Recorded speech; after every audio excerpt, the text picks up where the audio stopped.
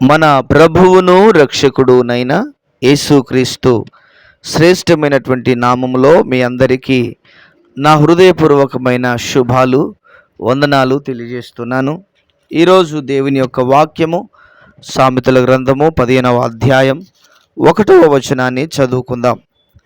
మృదువైన మాట క్రోధమును చల్లార్చును, నొప్పించు మాట కోపమును రేపును.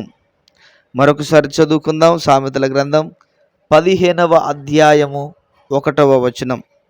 మృదువైన మాట క్రోధమును చల్లార్చును, నొప్పించు మాట కోపమును రేపును. దేవుని మహోన్నతమైన పరిశుద్ధమైన నామమునకు మహిమ కలుగునుగాక.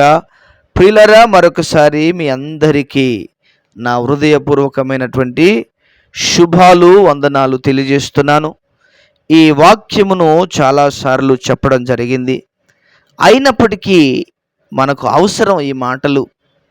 మన జీవితాల్లో, మన దైనందిన జీవితాల్లో ఈ మాటలు అవసరం గనక మరొకసారి చెప్పడానికి ఇష్టపడుతూ ఉన్నాను. ప్రియులారా, చూడండి, చక్కటి మాటలు,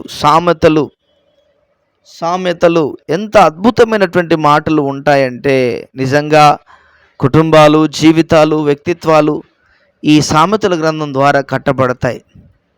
ప్రియులారా, చూడండి ఏమంటున్నాడు అనంటే, మృదువైన మాట క్రోధమును చల్లార్చును అంటున్నాడు.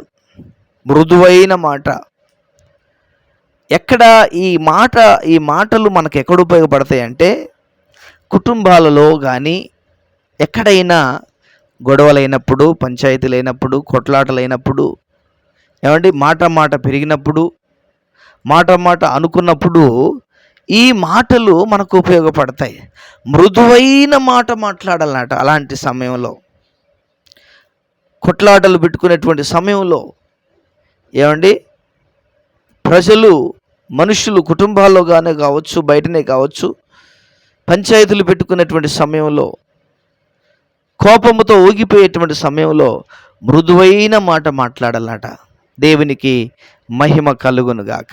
ప్రియులారా, గమనించండి, నీళ్ళ యొక్క గుణం ఏమిటంటే ఎంత వేడినైనా కూడా చల్లారుస్తూ ఉంటుంది.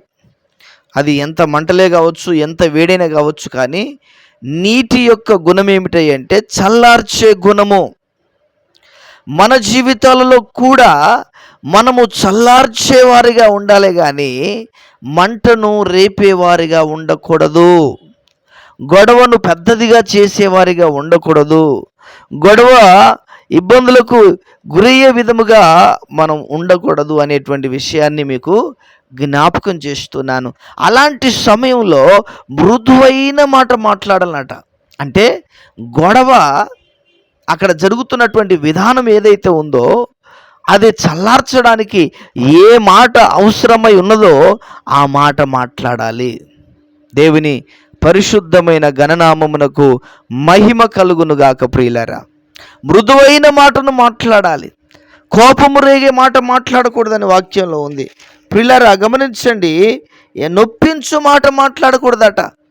కోపము రేపే మాటలు మాట్లాడకూడదట. కోపాన్ని హెచ్చించేటువంటి మాటలు మాట్లాడకూడదట. ప్రియులారా, గమనించండి, మృదువైన మాట మాట్లాడాలి, మంచి మాట మాట్లాడాలి, చల్లని మాట మాట్లాడాలి. ఆ గొడవ, ఆ పంచాయతీ తెగిపోయేటట్టుగా మాట్లాడాలి. ఆ పంచాయతీ అందరూ సమాధాన పడే విధముగా మాట్లాడేటువంటి మాట మనం మాట్లాడగలగాలి. దేవుని పరిశుద్ధమైన నామమునకు మహిమ కలుగునుగాక. క్రీస్తునందు ప్రియమైన దేవుని బిడ్డలారా, ఇలా ఎవరి వల్ల జరుగుతుంది అంటే దేవుని బిడ్డల వలన జరుగుతుంది. దేవుని పిల్లల వలన జరుగుతుంది. దేవుని పిల్లలే చేయగలరు. మంచి మాటలు మాట్లాడాలంటే, మృదువైన మాటలు మాట్లాడాలంటే, కోపము చల్లారే మాటలు మాట్లాడాలంటే అది దేవుని పిల్లల వలన, దేవుని వాక్యాన్ని వింటూ, దేవుని వాక్యానుసారముగా నడుచుతూ, దేవుని యొక్క ప్రియమైన దేవుని బిడ్డలారా మార్గములో నడిచేటువంటి రీతిలో వారు, అటువంటి వారే కోపాన్ని చల్లార్చగలరు. క్రీస్తునందు నా ప్రియమైనటువంటి దేవుని బిడ్డలారా, మనము కోపమును రేపేవారిగా ఉండకూడదు, గొడవను రేపేవారిగా ఉండకూడదు. గొడవ చల్లారే విధమైన ప్రవర్తన ప్రవర్తించాలి. దేవునికి మహిమ కలుగునుగాక. క్రీస్తునందు ప్రియమైన దేవుని బిడ్డలారా, గమనించండి, ఆ రీతిలో మనం జీవించగలగాలి. మనం వెళ్తున్నాము అక్కడికంటే అక్కడ గొడవ చల్లారిపోవాలి, అక్కడ గొడవ సద్దుమణిగిపోవాలి. దేవునికి మహిమ కలుగునుగాక. సామెతల గ్రంథంలో అనేక విషయాలు, అనేక సత్యాలు, అనేక మాటలు జీవితాలను, వ్యక్తిత్వాలను, కుటుంబాలను కట్టగలిగినటువంటి మాటలు మనకు సామెతల గ్రంథంలో కనపడతా ఉన్నాయి. దేవునికి మహిమ కలుగునుగాక. కనుక క్రీస్తునందు ప్రియమైన దేవుని బిడ్డలారా, దేవుని పిల్లలుగా ఉన్నటువంటి మనము గొడవలు రేపేవారిగా ఉండకూడదు. మనకొక ముద్ర పడాలి, మనం ఒక సాక్ష్యాన్ని సంపాదించుకోవాలి. ఎలాంటి సాక్ష్యం అంటే, ఈ దేవుని బిడ్డలు గొడవలకు వెళ్ళరు, గొడవలు పెట్టుకోరు, ఏం తింటారో ఎలా ఉంటారో అనేటువంటి విషయంలోనే ఉండాలి. కానీ దేవుని మందిరానికి వెళుతూ దేవుని నామమును కలిగి ఉంటూ మరలా లోకానుసారమైనటువంటి రీతిలో బ్రతుకు అది నిజంగా క్రైస్తవ జీవితం కాదు. కనుక ప్రియమైన దేవుని బిడ్డలారా, మృదువైన మాటలు మన జీవితాల్లో ఉండాలి అనంటే మన హృదయంలో దేవుని మాటలతో మన హృదయం నింపబడాలి. ఎందుకంటే హృదయము నిండి ఉండు దానిని బట్టే నోరు మాట్లాడును అని వాక్యం చెబుతుంది.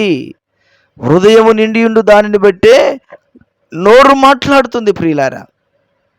కనుక మన హృదయాన్ని దేవుని మాటలతో నింపుకొని దేవుని దైవికమైనటువంటి పద్ధతిలో మనం ముందు కొనసాగినట్లయితే దేవుడు మన ద్వారా మహిమపరచబడతాడు, దేవుడు మన ద్వారా కీర్తించబడతాడు. కనుక అటువంటి కృపను, భాగ్యమును, ధన్యతను దేవుడు మనందరికీ అనుగ్రహించునుగాక.